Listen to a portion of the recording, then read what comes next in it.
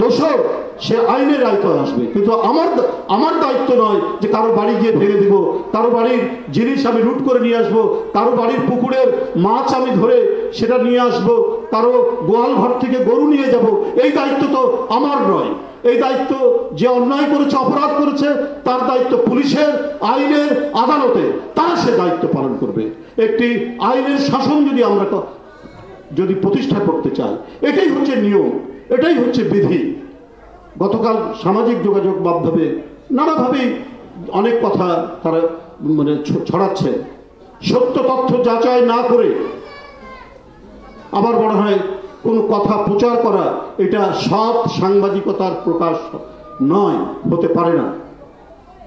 BNP কি বলেছে যে তাদেরকে কোনো প্রোটেকশন দিয়েছে যারা অপরাধ করেছে? সেটা তো করেনি, বরং অতি দ্রুত তাদের বিরুদ্ধে ব্যবস্থা নেওয়া হয়েছে এই হৃদয় বিদারক ঘটনা।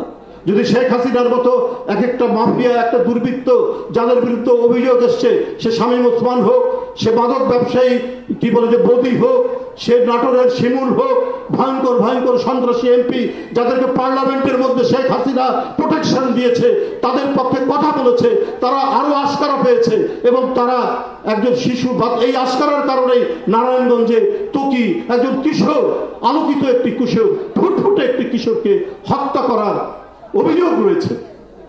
সেইটা বিএনপি থেকে কেউ সুযোগ পায়নি, তাদেরকে কেউ কোনোভাবে আশকারা পায়নি, বরং বারবার প্রশাসনকে আমরা বলেছি যে আপনাদের যে দায়িত্ব হচ্ছে যে অন্যায় করেছে তাকে গ্রেপ্তার করা, আইনের আওতায় নিয়ে আসা, এবং বারবার তিনি তাগিদ দিয়েছেন। শুধু তাই নয়, যখন পুলিশকেও আমরা দেখেছি ঢিলে ঢেলা, পুলিশকে যখন দেখছি শৈথিল্য, তখন উনার তাগিদে আমরা নিজেরা গিয়ে মামলা করেছি আমাদের ছেলেদের নামে, বিএনপির ছেলেদের, অথবা বিএনপির নামধারী কেউ যখন দুষ্কর্মের সাথে জড়িত তাদের বিরুদ্ধে আমরা এই পদক্ষেপটা নিয়েছি।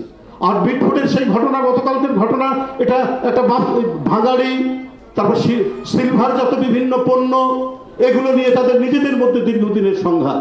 বন্ধুরা আমার, নানা ছিদ্রপথে এটা বিশাল পরিবার বিএনপি, কোথায় কোন দিক দিয়ে কোন দুষ্কৃতিকারী কোথায় ঢুকছে বা বিএনপির নাম ভাঙাচ্ছে, সবসময় তো একেবারে পার্টির ভারপ্রাপ্ত চেয়ারম্যান অথবা মহাসচিব আমরা সবসময় তো আমরা সেটা খেয়াল করতে পারি না যে একটা ওয়ার্ড পর্যায়ে কে ঢুকছে।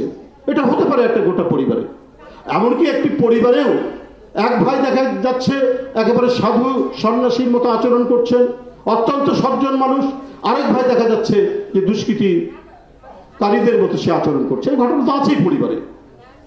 একজন ইংরেজ রাইটার তিনি নিজেও বলেছেন, every family has a black sheep. প্রতিটি পরিবারেই একটা কুলাঙ্গার থাকে, তো দুই একটা কুলাঙ্গার তো ঢুকে যেতে পারে, কিন্তু দেখার বিষয়, বিচার্য বিষয় হচ্ছে যে পার্টি তাদেরকে অন করছে কিনা, তাদেরকে প্রোটেকশন দিচ্ছে কিনা। শেখ হাসিনার মতো বিন্দুমাত্র কেউ ছাড় পাননি। এটাই হচ্ছে বড় কৃতিত্ব বিএনপির, এটাই বড় কৃতিত্ব ভারপ্রাপ্ত চেয়ারম্যান তারেক রহমান সাহেবের।